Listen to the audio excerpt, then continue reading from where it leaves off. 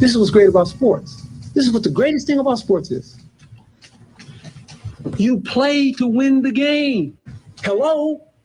You play to win the game.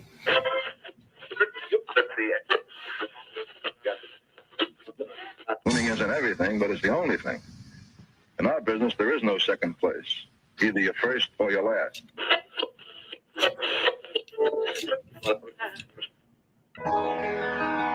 Ain't this what they've been waiting for? You ready? And now, the W with Walls and the crew. Good morning. Where winning isn't everything, it's the only thing. On 100.1 FM. Good morning. And Facebook Live.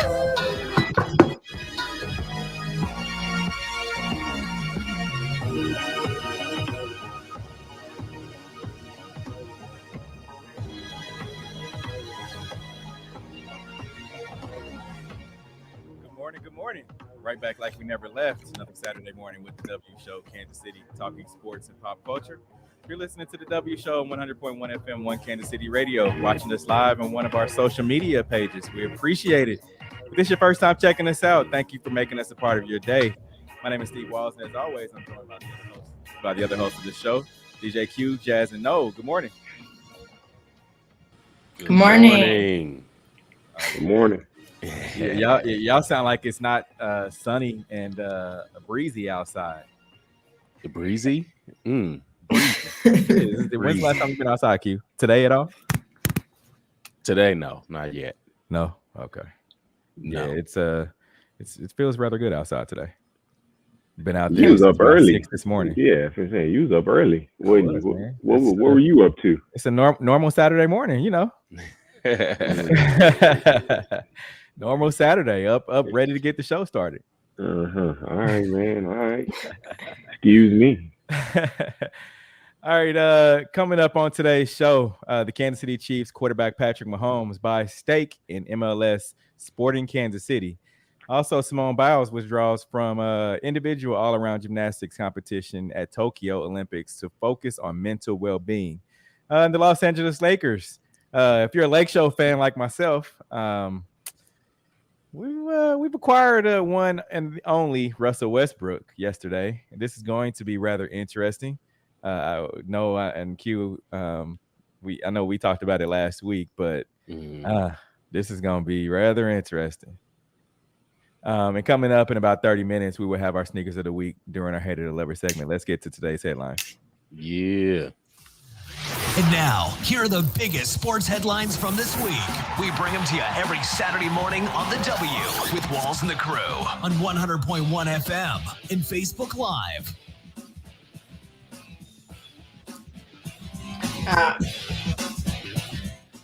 Kansas City Chiefs QB Patrick Mahomes bought stake in MLS Sporting Kansas City. He's part owner of Sporting Kansas City and announced on Tuesday, and he's already part owner of the Kansas City Royals in MLB, and his fiancee Brittany Matthews is part of the ownership group for KC NWSL. Seems like they have their hand in just about everything. What are you guys thinking? Yeah, I would agree. I think, and even Patrick said it. He's Kansas City now through and through, and the fact that I will applaud his representatives, the people that he's surrounding himself with, because most guys right now, well, at least young guys, and I could be wrong, but a lot of young athletes, they don't look towards the future. They look for, right now, what kind of car can I buy? How many chains can I buy? A lot of the ones, at least the ones that you see on social media, they're into, traveling, doing whatever, and not really putting away. If you guys watch our friends of the show, watch that YouTube special. What is it, Q? It's an I Am Athlete where they talk about putting away their nest egg.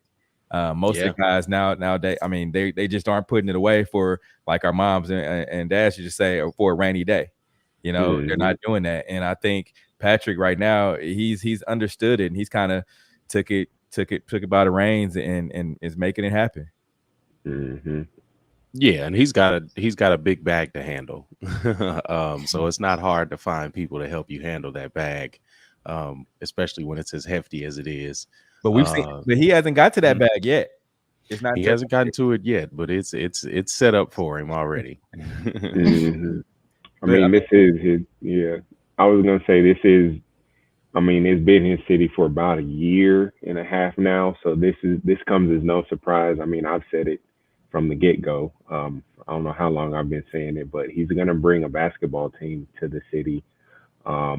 He's gonna have his face all over the city, even after he retires. Like he's the fact that he brought a championship to Kansas City after so many years. What was it, 50 years, 60 the last time when they won a Super Bowl. I mean, and I know the Royals, they won one in 2015, but it's something about the Chiefs winning a Super Bowl. It just made him an instant fan favorite, and his fingerprints are all over it, and he's not done. I'll tell you that much. I'll just say that much. He's not done. Yeah, but the thing about it is the fact that he's it's like you said, setting up for the future. He's not really doing away with the money. He's not spending frivolously, like I said, and I commend the people that surround him. Just got to commend them guys. For sure. We met. Yeah, didn't we meet his agent at one point? Yeah, and he talked about that. Lee Steinberg. He talked exactly about that. He talked about the brand of Patrick Mahomes and trying to protect it. And when the time is right, then we're gonna go ahead and go into these opportunities. And he showed that he's focused. Right. So that's just crazy to see. But again, I'm not gonna say I'm surprised. I saw it coming. And I did forget about that. He did because if you guys remember, Patrick, he took the team to the AFC Championship game, and Lee had said, we're not going to go out there and try to get a bunch of endorsements. Yeah, we're going to wait. And what happened? They just fell into his lap. The following year. I mean, they said he was going to take time and just focus on what he needs to focus on, and now he'll be. I think when it's all said and done, he'll be a billionaire. Mm-hmm. Oh yeah, easily with the easy. Yeah. Now, LA Lakers reached deal to acquire Russell Westbrook, sending 3-player package and pick to Washington Wizards. Seems like Steve had quite a bit of opinion about this one. We'll start with him. Yes, I'm happy. I'm happy, and don't get me wrong, no Q. I have not converted to a LeBron James fan. I'm not. I'm a Lakers fan. I'm not worried about that. But and I know I said it last week. It's like, all right, if you go get Russell Westbrook, a lot of guys that join up with LeBron James, they become, other than I would say Kyrie and D Wade, the other superstars that have joined up with LeBron have become jump shooters. Mm-hmm. They sit around and watch because LeBron is, I mean, he's ball dominant. He has the ball in his hands majority of the time, and so I just hope that they're able to figure it out and that Russell Westbrook is still able to play his game. Now, I saw some reports that said that LeBron is going to be playing the 4, and then AD is going to move and play more of the 5, which he needs to. But I just don't want it to mess up any of the chemistry that they already have, because they did win a championship without Russ. Mm-hmm. That. So, they to compete with, they understand if they want to get where they need to get to, they have to have another guy that can go and score buckets.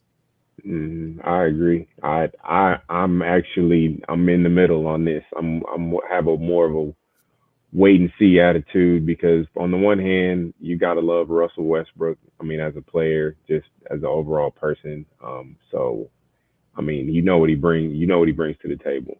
On the other hand, the fit is a little, odd, to say the least. I mean, the one thing that Russell, the one thing on the floor it seems like Russell can't do is shoot the ball. And what does LeBron James need to, be successful is shooters around him. Right. So, but I mean, we've seen, Russ, especially when he went to Houston for his 1 year, he adjusted his game and he had one of his best years he's actually ever had, as far as efficiency. So I can see LeBron James handing off, you know, a little bit of the responsibility of setting the table off to Russ, and you know, letting him get comfortable and, you know, playing more of a, you know, complimentary role. But at the end of the game, older LeBron now too. Like few years exactly. I wouldn't, but yeah, he's more mature now. So I agree. 38. What is he going to be? 37 or 38 this year? 37. Yeah. 37. So he'll like Father Time's undefeated. We all know. We don't even need to go into that. But with the addition of Russ, I mean, it just adds more star power, adds more pop. A lot of times they'll be able to break games open just because of the sheer amount of, you know, talent that they have. So I'm still in the middle, but it should, regular season wise, there shouldn't be any problem. Like they should win 50, 60 games easily. Yeah, I agree too. I agree. But here's the thing though. Can Anthony Davis stay healthy? You know, I still every year. Yeah, I still feel like there's still that little bit of doubt, you know, in everyone's mind. It's like, all right, man, you made of glass, because every year it seems like something. It's your ankle, it's your knee, it's the shoulder. Yeah, it's something. And I just hope that he's able to stay healthy, because I still feel like they need a point guard. They really need a point guard now. If they can go and get, I know this is wishful thinking for Lakers fans, but if Chris Paul wants to win a ring, I don't feel like they can get it done in Phoenix. I mean, if you see what the Lakers are doing, you know, Golden State's gonna load up. I think the best case scenario would be for him to go to LA and team up with his Banana Boat brother and you know, try to make it happen. I know people will be like, oh, well, man, you got a ring search now. But, I mean, he's done everything else. He's made his money. Now what's left for you to do? Win a ring, win a championship. I mean, shoot, KD did it. LeBron did it back in the day. What was it, 2013, 2014, joining Miami. So, yeah. I don't know about the Chris Paul one, just because Russell is a point guard. He may not be a traditional point guard, but he's definitely a point guard. I would say that what they need to do now is find themselves a couple wings, that, you know, wing shooters who can defend, fill out the roster, and get another big man besides Marc Gasol. He's definitely done as far as being an effective player on a championship level team. Now, I mean, he can be veteran leadership, you know, guy in the locker room. But as far as being on the floor and actually affecting the game positively, I think we can say that those days are pretty much done. Who's the best five LeBron has played with? The best five? Yeah. It's probably Anthony Davis. Yeah, I think it would probably be, talent-wise, it would be Anthony Davis. Effective-wise, like a traditional center, though. Like, who's the best one? Man. Like, if you look back, Dwight. It's probably Dwight. I mean, he had Shaq late in his career. He had Dwight. Yeah, he definitely had Shaq. So he had both of them late in their careers. So I guess we really don't know who out of those two. He had Alonzo Mourning. Late. Yeah. No, that was D Wade. No, Alonzo Mourning was still on that for his first year there. Alonzo got a championship with them, I believe. No, that wasn't Alonzo. He did. Look that up.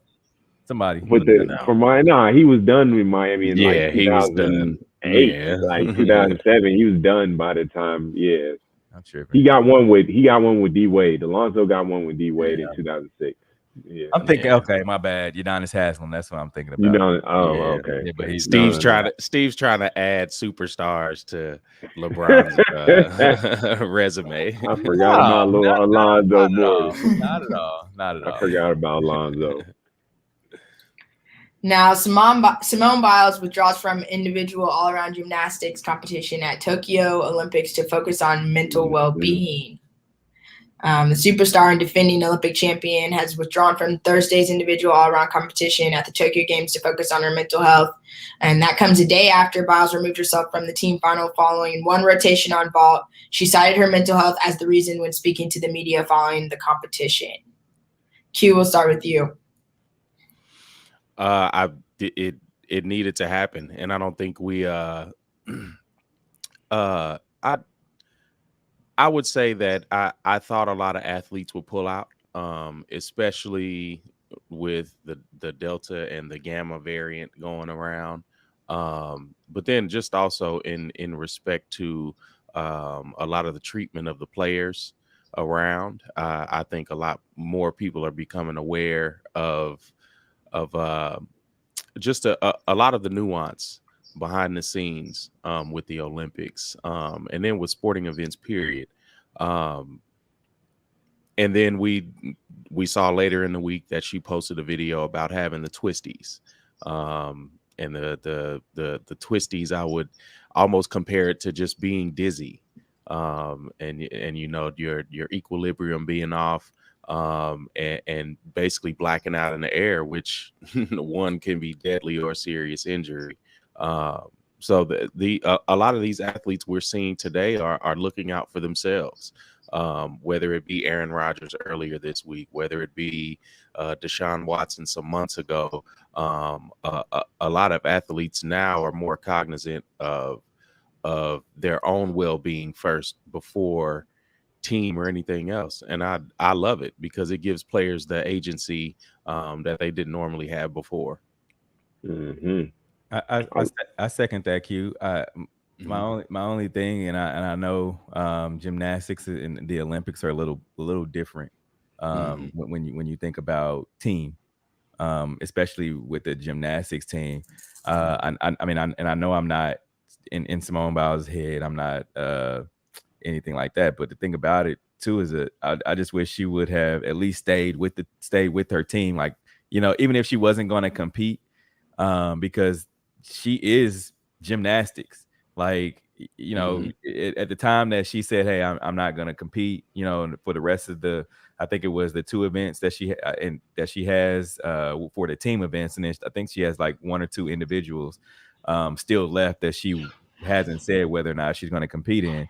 I just wish she would have, and I'm not saying how she should have done it, but I just wish she would have stayed at least with the team, because even watching it, it seemed like she was a little off.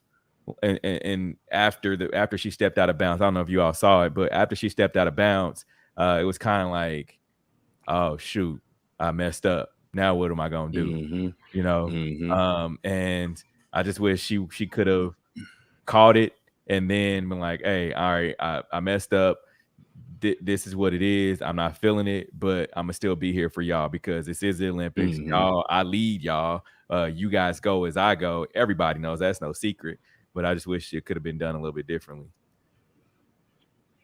I mean, I don't, when it comes to like the mental health part of it, I try to stay out of it because we don't know what exactly is going on in her head. She may not even be giving us the full, you know, scope of what actually is going on with her. So if she herself is saying, look, this is the way I'm dealing with this and I'm being very open and honest about it, then all we can do is give her grace.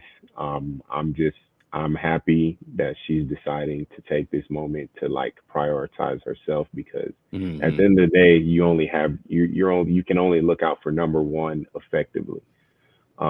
So I'm really happy. I'm really sad that people are taking this time to dump on her. And other athletes that are, you know, realizing that, you know, they are human before you're an athlete. And sometimes the pressure can be too much and, you know, you just need to take a moment to yourself or moments, whatever that is, however much time you need to effectively get over what you need to get over. And I really don't like these, you know, talking heads and TV personalities having, you know, these hot takes on what she should be doing with herself when she is actually the one that's putting her, you know, well-being on the line rather than actually, you know, doing these dangerous jumps and stunts and flips and all of that stuff. There's like literally like less than 1% of the population can do that effectively. And you're asking this person who doesn't feel all the way correct. Equilibrium was the right word. She's, you know, when you don't feel balanced, then how can you actually go out there and do some of the stuff that you're doing if you're not feeling balanced? So I'm really sad that people are choosing this time to dump on her. It's sickening, honestly. And I have to agree. I agree with Noel. And I just think that how much courage it had to take for her to step down in a situation like this. Like it's not just any competition or it's the Olympics. And so that's why I like Noel, I hate to see the criticism because it can't be easy to make a decision like that. It had to truly be affecting her for her to step out in a situation like this. And I feel like Noel said, I don't know that we even know the half of what she could be going through. But here's the thing about like what you just said though, Jazz. Like it's taking her. She's never been through. From what we've seen, she's always been good. Like she hasn't failed at anything. And for her to do this, it says something like she's really struggling with something. Because we've never seen her fail. We've never seen, really. I mean, I've never seen her step out of bounds or have a fall or anything. Yeah. So for it to be this, substantial in the Olympics, and I mean, the Olympics isn't like every summer. You got to wait 4 years. So it had to be something that was substantial. To that point, though, I was gonna say, also, gymnasts they don't compete into their 30s. Right now, like she's 24 years old, I believe. Like this could be her last Olympics. Like it doesn't. I don't think gymnasts they don't have like a long shelf life. So I'm sure she took that into account as well. So there's like so many factors that you have to consider for this. And let's be real here, she's already accomplished pretty much everything that you can accomplish in gymnastics from what I've seen. And I'm no gymnastics expert. I don't know how the awards go, how it's scored, all of that. But it seems like she's accomplished literally everything. So I don't see the point and she's done it before in an Olympics before. So I don't see the point of like making this a big deal. It should just be, oh, she didn't want to compete because of her mental health. Cool. Well, good luck to you, and let's let the next person step up. Yeah. And I think too is like, the reason why people are taking it so not hard on her, but just hard on the situations because I mean, they've never, like I said, they've never seen her fail. They've never seen someone that, I mean, look at it like this. Let's just say LeBron James goes through a similar situation and he's like, man, I'm done. I'm not doing it. I think they would treat him the same way.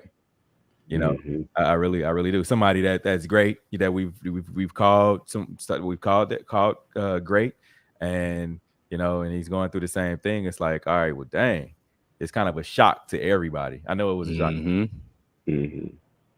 But I think the biggest thing would be heartbreak coming from being a fan, not necessarily coming from caring about that person in general. Like if you really truly cared about her mental health and her success outside of being an athlete, then you could respect that. But when you can't respect it, it's like, okay, do you care about her as a person, as an individual outside of being an athlete? Right. Agreed. Now Aaron Rodgers arrives at Green Bay Packers training camp. Without much fanfare after summer, plenty of drama, Green Bay Packers quarterback Aaron Rodgers arrived at camp on Tuesday. Steve, we'll start with you. Surprising. I didn't think he was going to show up for camp, but hey, when the money calls, you got to go to it. And was he bluffing? Q, I'm going to ask you because we've been going kind of back and forth about this. Do you think he was bluffing? Not really. I think he wants to demand respect from his team. He is a superstar. He's won a Super Bowl. We know his accolades. We don't have to run down that. Right. And Green Bay definitely owes him a little more respect. And it's going to be tough on Green Bay because now when you have more superstars that you need on your team, when you have these holes that need to be filled, now players are looking at the front office how they handled Aaron Rodgers' situation. And that's not good at all, which also is another example you can use is Deshaun Watson. These family environments we always talk about, in air quotes, it's not a family environment. It's teams are about themselves and not about the players also. I don't think he was bluffing. I think he wanted to demand that respect. Maybe he feels he has it at this point. I don't know. But the Green Bay Packers should have done more, to not only just satisfy him, but make the team better. And I don't think this makes the team better at all. With him being back, I don't think any of the offseason drama makes the team better. I think that drives it puts a fracture almost in the locker room. Yeah, no, that's exactly what it was. They made fools of themselves this offseason, if I'm being completely honest with how I see the situation, because Aaron Rodgers, he may strike me as, a little cocky and, a little arrogant, but he's earned it. he at this point, he's earned it. And so, but he does one thing he doesn't strike me as is somebody who's like a liar, who, comes across as somebody who's going to be anything, tell you anything less than the truth. And especially when it comes to, winning football games, because it seems like that's what he's about. He's about winning football games. He's about, we've seen, like you said, we don't need to run down his accolades of who he is as a quarterback. So when he comes to this press conference and he says, hey, like they didn't do this, I asked for this. I said I wanted to help with the organization. I said I was a part of the organization. I said I want to make this organization as great as it can be. And it seems like he got like a slap in the face back. I would say that they made fools of themselves for sure. And now what they have to do is they have to pay him a 1-year salary of, a ginormous salary, and then he has to leave the next year. And then now, like you said, now you're going to get other players that, get drafted into the organization, and they're going to be looking at you sideways from the get-go. And then you might not even get any more free agents because they're like, well, look at what happened to Aaron Rodgers. Like he was, one of the greatest quarterbacks of all time. So like, how do I feel like you're going to treat me? So hopefully, Green Bay's side of things comes out and we'll be, get more understanding. But as far as I'm seeing, they look like fools from the very start of this situation, and they look like fools now. Yeah, when you get it's I think it's more of a where am I looking for it? When you have the general manager that's like, man, I'm not backing down. I don't care who you are. We not gonna cater to you. That's what it was, and you can't be like that, man. You have to cater to your star. I'm sorry, he led your team to an NFC Championship game, and then you want to go and tell him, oh, well, we don't know if we're gonna bring you back. We got a young cat. We're trying to make happen. That didn't even suit up for majority of the season. He wasn't even the guy that you had as a rookie that was supposed to be his replacement. Didn't suit for games. He wasn't even like he wasn't a backup quarterback. He was not on this. He wasn't holding the clipboard. Like he literally was not suiting up. And so I don't get it. I really don't. They knew what they were trying to do. Now, Lamar Jackson missed his first practice of training camp after testing positive for COVID-19. It's not the first time Jackson has been involved in this type of situation. He was also placed on COVID-19 reserve list last season and missed the team's game against the Pittsburgh Steelers in December. Noah, we'll start with you.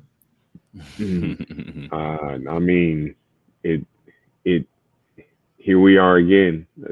Here we go. Like we're here a year later. I'm sure Saturday of last year we were talking about COVID. This exact day, and we were like, "Yeah, man, we're almost out. We're almost out." And here we go again. All I can say is, that vaccination. Consider getting that.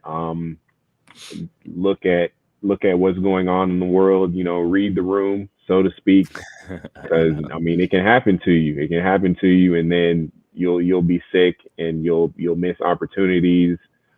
Things will happen. As far as Lamar Jackson, it sucks, but like he was out in the trenches in this summer. And I mean, I'm not gonna, blame him for that, because I would rather see him do that. But I mean, when you hold a certain stature in society, sometimes you got to look out a little more carefully, I would say.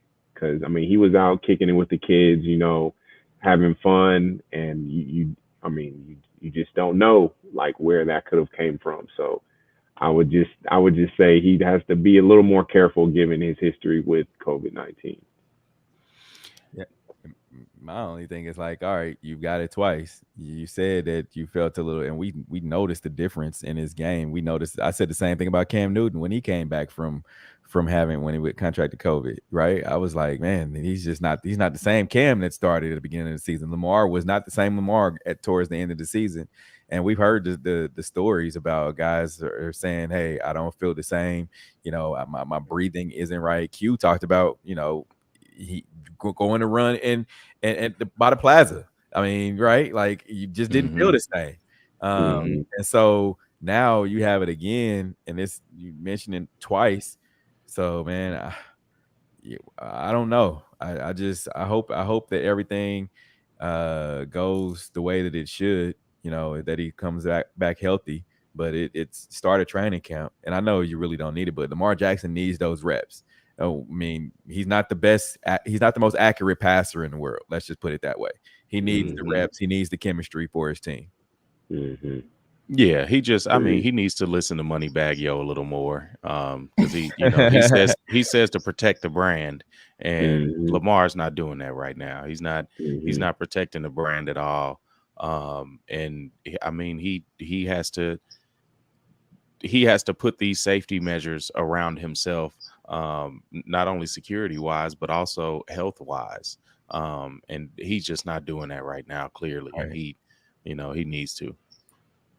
To Adam's point, though, people are popping up who are vaccinated. They are popping up with, COVID or some variant of COVID. So we don't know exactly, like everything else in this weird time. We don't know exactly what's going on, but he does have to, protect himself. Like find you have the means to do it. So like find ways to protect yourself so you can play a full healthy season. Hey, when people was like, we outside, Lamar was leading the pack. Yeah, he was. He was literally the leader. He was. So. Now we're going to take a quick break. Coming up, we'll continue our top headlines discussion, starting with former President Barack Obama becoming minority owner in NBA Africa. We'll be right back. You're tuned in to the W with Walls and the Crew, where winning isn't everything. It's the only thing. On 100.1 FM and Facebook Live. Are you not entertained? Are you not entertained? Is this not why you are here? Dre, when he was younger, he loved to smile. And we knew he would need braces because his teeth were coming in funny. That's when he had the bunny rabbits. We called them the bunny rabbit. Now, those are the same two front teeth there that they are now. Then Dre ended up having to wear braces for 5 years because he never made it to appointments because he was busy playing basketball. If he missed practice, he don't get to play in the game. This is the picture that was on the front page of the newspaper. All you can notice is the braces. Then once he got to Michigan State, he broke the retainer. My bottom teeth, they were really crooked, and I just wasn't getting braces again. Small Direct Club fits into my lifestyle so well. The liner is so great. It's easy to just grab it and go, and then I can change on the road. I did photo shoots with my liners in, and you can't see them. I wish Small Direct Club would have been around when I was paying for them. I wouldn't have had to take them out of school. I wouldn't have had to miss work. It's like a great feeling to have good teeth. A smile is a first impression. That's why I think having a great smile is so important. You're tuned in to the W with Walls and the Crew, where winning isn't everything. It's the only thing. On 100.1 FM and Facebook Live.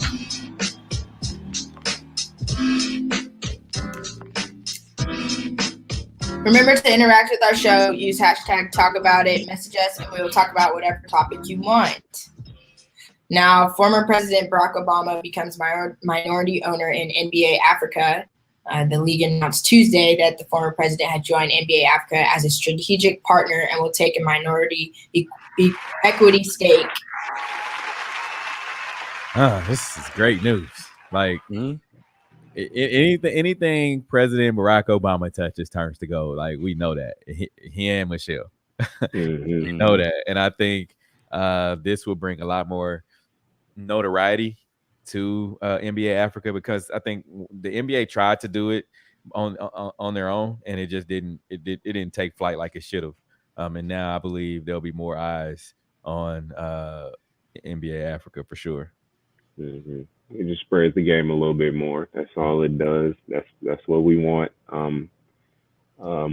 So I see it as great, like good. Hopefully, these African countries, when they'll be able to develop their talent and then compete in these upcoming Olympics as Nigeria is. So I love it. And Nigeria did beat the U.S. They did. They put a little whooping on them. They definitely did. So. Yeah. Now, U.S. fencer participating in Olympics despite facing sexual misconduct allegations. He's participating in the Tokyo Olympics despite being accused of sexual misconduct by multiple women. He's one of 24 fencers representing Team USA at the Summer Games. He's serving as a replacement on the men's team. It's crazy. It is. It's crazy. Like even though we're supposed to be pro US, right? Like, yeah, go US. We want to win no matter what, but not this. It's like, man, yeah, these allegations. If it was anybody else, if it was a black woman, she'd be gone. Yeah, for sure. And we know that. It's just kind of it's disheartening to see like you don't have anybody else that can fence. It's 24. I thought it was like 20. It's 24 of them. Like how many do you actually need? I mean, you want to win the gold that bad?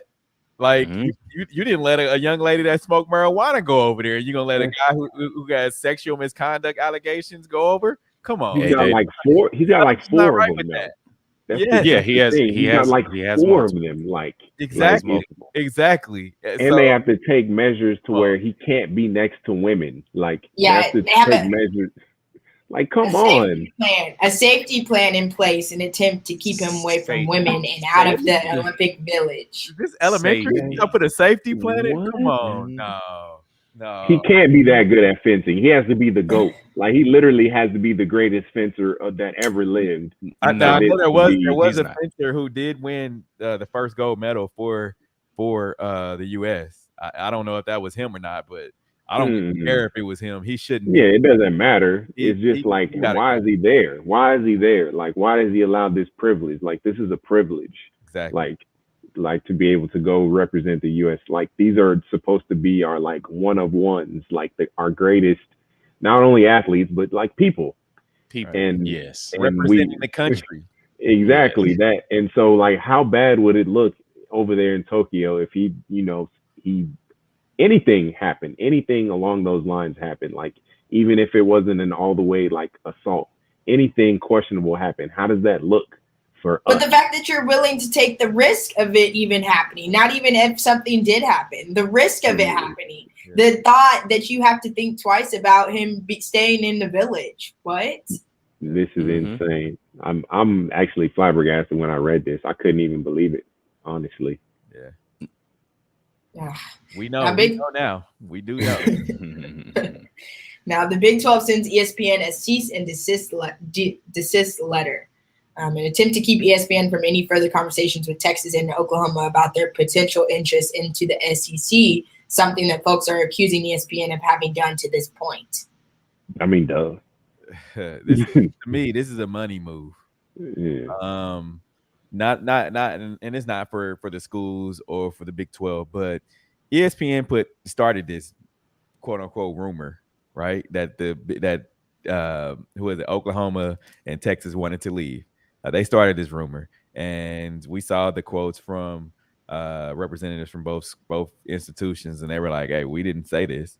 It could have been said behind closed doors, but they didn't come out and say it." and they said they would say this until ESPN they continued on, and you know how news goes. It's like, all right, you put it out there, and if it catches legs, it's moving, and it caught legs, and it started moving, and then now it's like the Big 12 had to come back and say, well, wait a minute, we're not having trouble. We didn't know that they were going to leave, and ESPN, what do they have? They have the SEC network.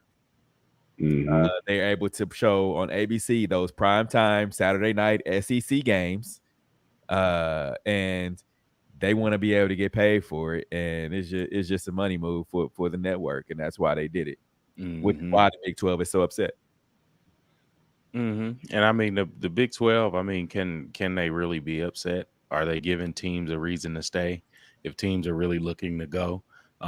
This only is becoming a story from the cease and desist because they want to stop all of that. Like you saw them wanting to make another final last pitch to Oklahoma and Texas, and then the SEC is getting ready to make their pitch. Like it's just a lot of like messiness going on, and the way it's looking, the Big 12 is just going to have to like realign themselves with different teams because everyone's leaving. It's like a fire sale or split up.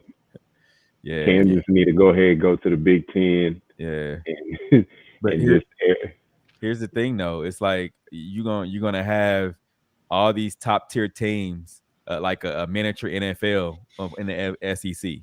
So what's going to end up happening is, and I think they can't leave until 2025.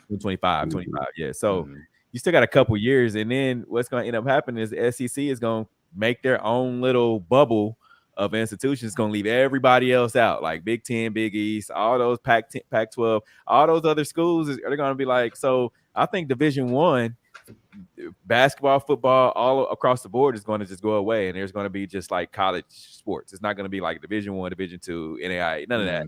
It's going to be just college sports, and the SEC is going to have their own little thing. They'll probably still be like a Division I type deal, but is what we know now is not going to be happening in the future. I mean, the idea of the NCAA going away is actually what everybody's is aiming at now with the NIL and everything. So that is definitely in the works. Unless the NCAA, which we know they won't, comes up with something that is able to a system where it compensates these athletes and treats them fairly and gets them exactly what they need to succeed.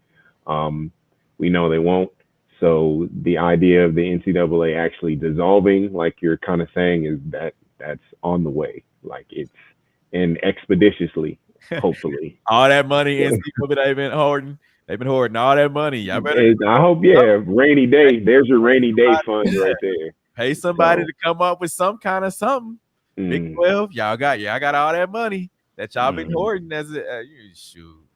And I hate the honest thing though, I hate it for Kansas City because no more Big 12 tournament, man. I love the Big 12 tournament, man. Everybody loved it, man. It was greatness. It was definitely greatness. So yeah, fun while it lasted.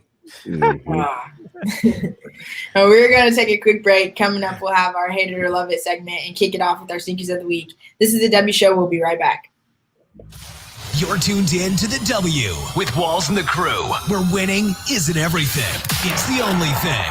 On 100.1 FM and Facebook Live. Are you not entertained? Are you not entertained? Is this not why you are here? What do you think you're doing, Kevin? Was just gonna drive home. There are several warning signs present that you shouldn't be driving. Like hearing voices? Like your text-to-emoji ratio? Oh man, the selfies. Selfie, nailed it. We all have warning signs that let us know that we're probably not okay to drive. Mine is pretending to be your subconscious. Craig, come on man, let's put a ride home.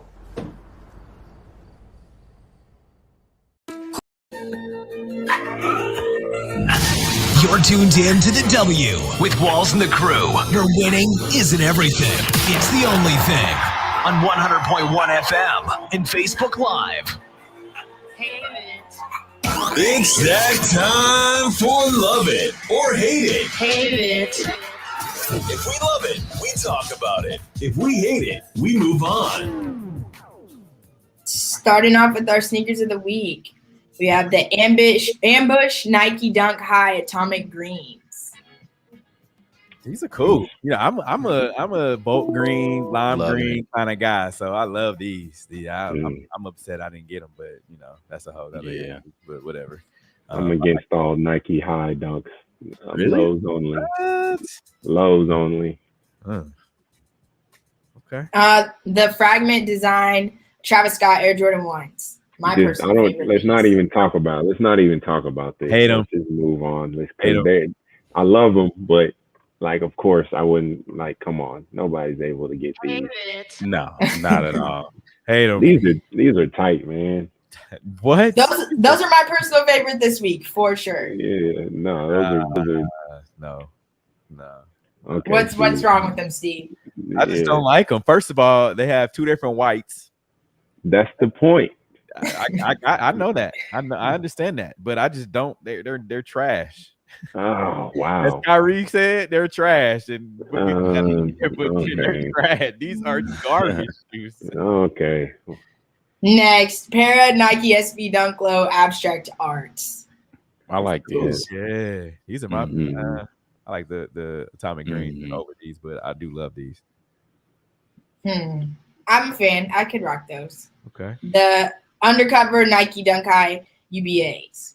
No. They all right. I'm cool. Yeah, it's a no on those, and it might be the shoestrings just on that photo, but that's a big no. Black strings would definitely set these off. That's what I would agree there as well. Steve, you would put yellow strings on this and then wear it out to Monday Night Football. The yellow? If this was 2001 when I wore two string, I'm telling you, I had the different color. I had the accent color shoestrings in my shoes with the regular. Oh yeah, no, I was definitely rocking. I had those too. They're not gonna be my Ronald McDonald clown shoes walking in the stadium. I tell you that. Now, Kyrie Irving slams Nike over Kyrie 8. These are trash. Hate it or love it. I love it. I love it. Yeah, me too. Yeah, call them to the carpet, man. You have to. You definitely have to, because you're not putting out a product with my name on it, and I don't have any say so in the design. Mm-hmm. Yeah, I agree. Cool. Especially it has his name on it, like you said, Q. And if he doesn't approve, then you got to toss these. Mm-hmm. Yeah. Facts. You got to toss. Chiefs QB Patrick Mahomes signed rookie card, sells for record-breaking $4.3 million. Hate it or love it. We have this every week. Every week it's a new record. Like, yeah. Here's the thing, though. It's like he said he saw it before the card went to on the market. He someone told him that it was getting ready to be sold, and I was telling somebody the other day, I'm like, man, now what's going to happen? I hate that they, put this out there like that, because what's going to happen is he's going to look at everything that he signs now and be like, I don't really know if I want to do that. 4.3 million is a lot of that's a lot of money on a rookie card. So just think of what his first game jersey is going to go for. Yeah, like even a piece of it. You remember the card that used to have a piece of the game jersey? Like, exactly. Like, think of that. Imagine that. Oh, jersey's going to go for all that stuff, man. Like 4.3 on a rookie card, and this wasn't a one of one. Like there's others. Yeah. So, yeah. Even though they may or may not be signed, but there's others out there. So hey, if you hold on to the Patrick Mahomes rookie card, y'all better figure out a way to go get that thing signed. That's crazy. That's crazy, because these items really have like literally, like, I hate to say this, but literally no like function or value beyond the fact that saying I got it, saying I have it. Yeah. You can't use this other than the fact of saying I have this card and he signed it. Like that's literally it. And a certificate. Isn't there like a certificate of certification that's you have to have? Yeah, it's like a certain certificate of authenticity that certain items that you can get, but yeah, you have to send these like to that company. I can't remember what the company is, but you have to send them off, and they have to like dust it for fingerprint. They do all kind of crazy stuff to make sure that it's authentic before you can sell it. 4.3. Yeah, it's a big deal, man. That's Now, why if you find my cards. If you had one right now, are you sitting on it, or are you giving it up for the 4.3? It's out letting of it fly. It's out of here. Letting it fly. We doing our show from somewhere next week with our fitness saying. Oh my god, we gonna have our own network by the time. I'm telling you, Steve sold that card. They down there. They where now? Dang, all off card sales. That's insane though, because like I went home recently and I got like this toolbox full of like just random baseball and football and basketball cards, and like I don't even know all the names. They're all from like the 80s and 90s. I don't even know what all is in there. There could be literally something like ridiculous, like a Shaquille O'Neal rookie card or something like that in there. I got a Shaquille O'Neal rookie. It's not signed, but I got it in like you know what I'm saying? Something silly like that, and it's just like what? Or I read this story the other day. There's like a Fleer, not Fleer, one of those 90s brands basketball card of a player that's like he's really probably it's not saying insignificant, but like he wasn't like a superstar or anything. He was a bench warmer. But what's crazy about it is the picture has in the background of two guys that are sitting courtside that were serial killers. And so because of that, that card sold for like some ridiculous amount of money just because of the picture. Doesn't even have to do with the athlete or anything like that. Just because it showed these two guys in the background that were serial killers, like that's crazy, like famous ones. So I was like, wow. Like we were eating dinner at Peyton's teammate's house on the baseball team. His teammate has a Patrick Mahomes rookie, but it's all like beat up. It's like chewed up. Oh dang! Why is that? I saw this was like 3 weeks ago, so it's way before the card sale. But yeah, I asked him, he's like, yeah, he has a Patrick Mahomes rookie, but it's all beat up. I'm not sure it's worth anything. I texted him the other day. I said, man, hey, I don't care if it's beat up. You better figure out how to. Yeah, no, it's still worth something. It's worth something. Yeah. Now, NCAA says Reggie Bush won't get his Heisman Trophy back despite new NIL rules. Hate it or love it. Hate it. Get that man. Give him his trophy. It's just a trophy. Like it doesn't. Like what value does the NCAA have on that? Like it doesn't. Why'd he give it back? I would have kept it. What gonna do to me? That's a fact. Come get it. Yeah, like what you gonna do? You gonna beat me up for it? Like and then that Heisman Trophy is ugly. So we're not even good. I would have did one better. I would have just had one made, but hey, I got my trophy back. It's the same thing, literally. Kansas City Chiefs tight end Travis Kelce joins Madden 2299 club. Hate it or love it? I love it. I have a different take on this. I hate it because Madden needs to stop putting these people at 99. Like there's like 6 or 7 like 99s, like perfect NFL players. It's just like I don't really rock with that. Like go back to the system. You don't if you're an NFL player, you don't want them to do that because if you're ranked a 99, that means you got to get paid like you're ranked a 99. They don't really look at Madden. Oh, like yes, they do. No, they don't. Not for being paid. They literally have eyes on the player like 24/7. Like anything they do football related, all that help. It doesn't help, man. Not Madden. Madden does not determine that. Ask any football player if you're ranked at 99, how can they deny you getting a top deal?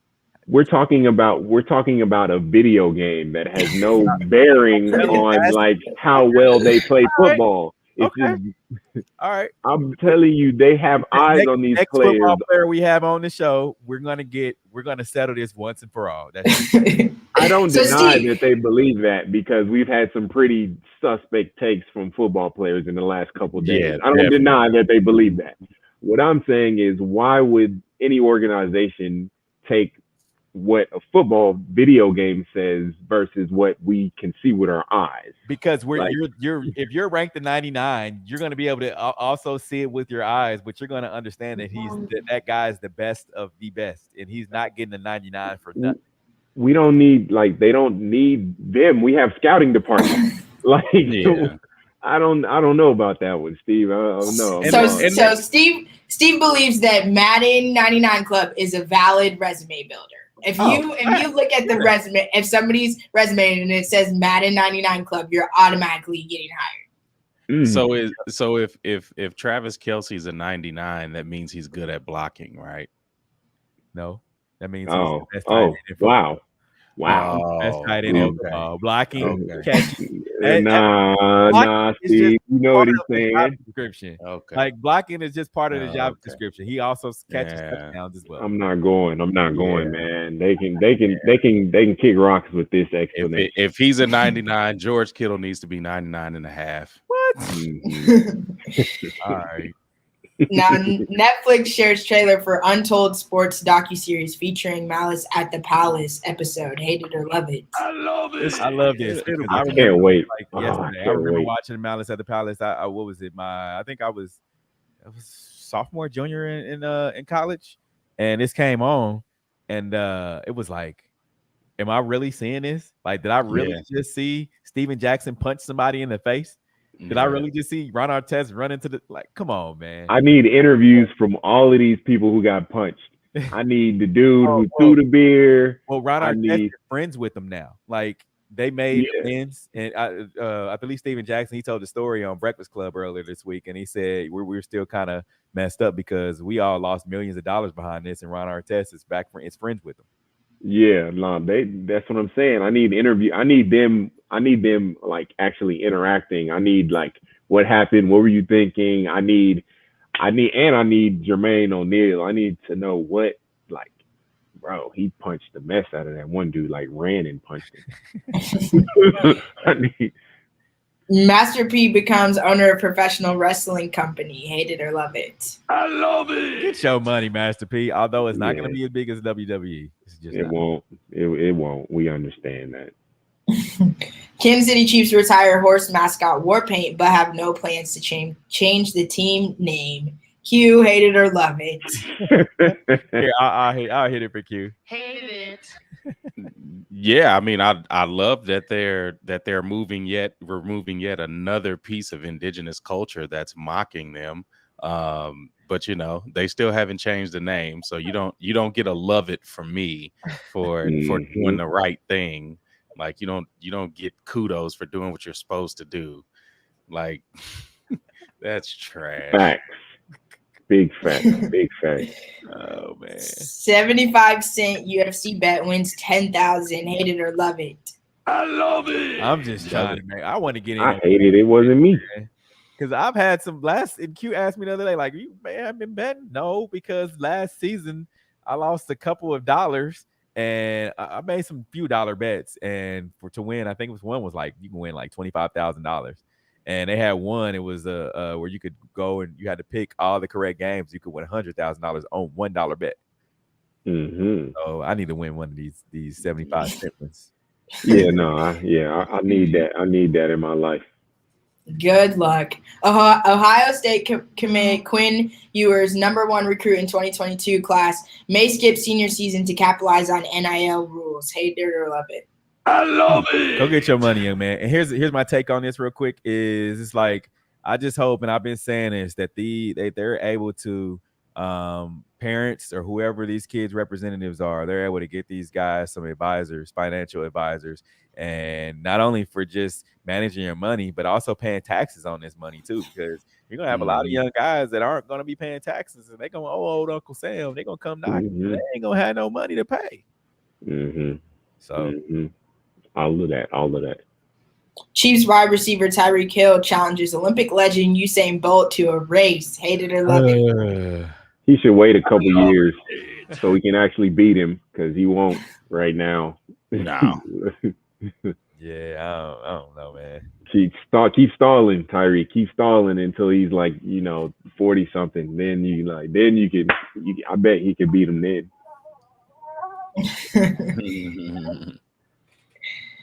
And world's largest sapphire cluster worth $100 million found in backyard. Hate it or love it. I love it if you ever found it. Yeah, I love it. Wait, what? Yeah, it's found in like Sri Lanka. Go. If you guys are listening, go watch it look at it on our Facebook. It's there. The story's there.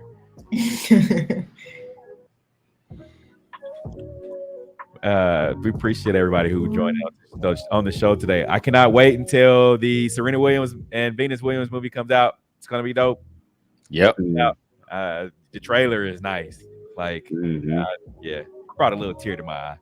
We appreciate everyone who joined in on today's show. Remember, you can catch a rewind of our show on Mondays, 100.1 FM. Until next week, we are out of here. Peace.